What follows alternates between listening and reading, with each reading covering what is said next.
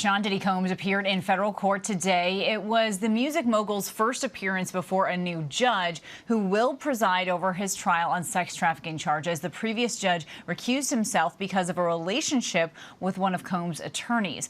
A trial date was set for May 5th of next year. Now, prosecutors say so far, they have seized 100 electronic devices from Combs. They're now working to extract data. 51 of them were found at his L.A. mansion during that raid in March. Others found at his Miami estate and on his person during a search at a private airport in Florida.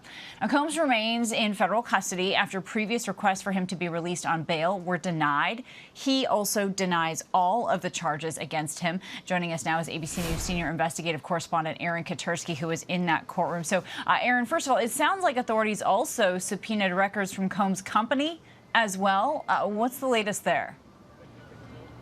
They did. We don't know what they subpoenaed, but we know that prosecutors believe Combs did not act alone. He's the only one charged, but they believe as the leader of what they've called a criminal enterprise. There were a network of people who worked for him, who enabled freak-offs, these orgies that women were allegedly forced to partake in after they were drugged and held against their will.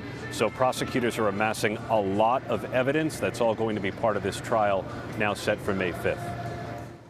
And, of course, that reignites the question here of will we see more defendants named. But also, Aaron, we know that Combs' lawyers are accusing federal prosecutors and agents of leaking that hotel surveillance footage of Combs that prosecutors say shows him attacking his then-girlfriend, Cassie Ventura. And, Aaron, we know this was originally obtained by CNN. But what are both sides in this case arguing about that piece of video? Well, the defense is accusing the government of leaks, and they want it to stop. The government says that's a baseless accusation. The government didn't even have the video before it aired on CNN, a prosecutor said, and they said this was just a defense tactic to try and get a damning piece of evidence removed from the case.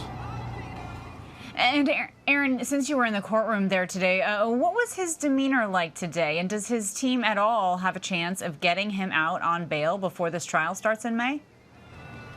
Diddy was a lot more relaxed today, Kana. He looked a lot less bloated than we've seen him during prior appearances. He was in a jail-issued beige, kind of ill-fitting smock and pants. He was shackled at the ankles, no handcuffs, so he was able to wave to his mother and children who filled 2 rows of the courtroom. The defense is still asking for his release on bail, but they have an appeal pending before a federal appeals court. So there was no application today. And the defense, if they can't get him released, are going to stick with MDC in Brooklyn, this troubled federal lockup. So far, it seems to be going well, the defense says, though they say they reserve the right to try and move him somewhere else.